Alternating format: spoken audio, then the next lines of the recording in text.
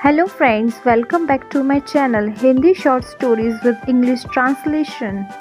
इस वीडियो में short Hindi stories को हम इंग्लिश में ट्रांसलेट करना सीखेंगे।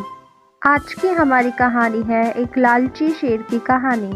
Hashtag story of the greedy lion. गर्मी के एक दिन जंगल में एक शेर को बहुत भूख लगी, इसलिए वह इधर उधर भोजन की तलाश करने लगा। कुछ देर खोजने के बाद उसे एक खरगोश मिला, लेकिन उसे खाने के बजाय उसने उसे छोड़ दिया क्योंकि वह बहुत छोटा था। English translation.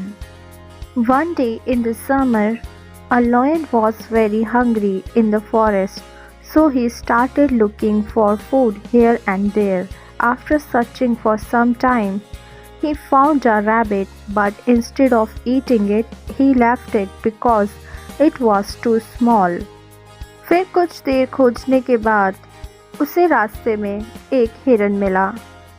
उसने उसका पीछा किया, लेकिन वह बहुत अधिक भोजन की तलाश में था, इसलिए वह थक गया था, जिसके कारण वह हिरन को पकड़ नहीं पाया। Then after searching for some time, he found a deer on the way. He followed it, but he was looking for too much food. So he was tired, due to which he could not catch the deer. अब जब उसे खाने को कुछ नहीं मिला तो उसने वापस उस खरगोश को खाने की सोची। वही जब वह वापस उसी जगह पर आया तो उसे वहाँ कोई खरगोश नहीं मिला, क्योंकि वह वहाँ से चला गया था।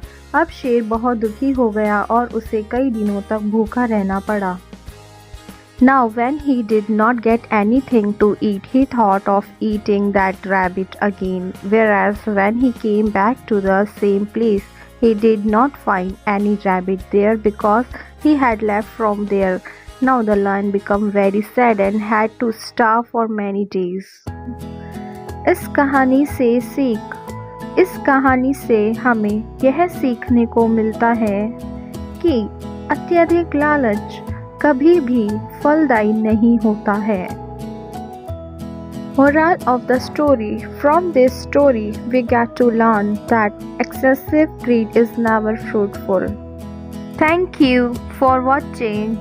Don't forget to subscribe, like, share and comment down. Thank you.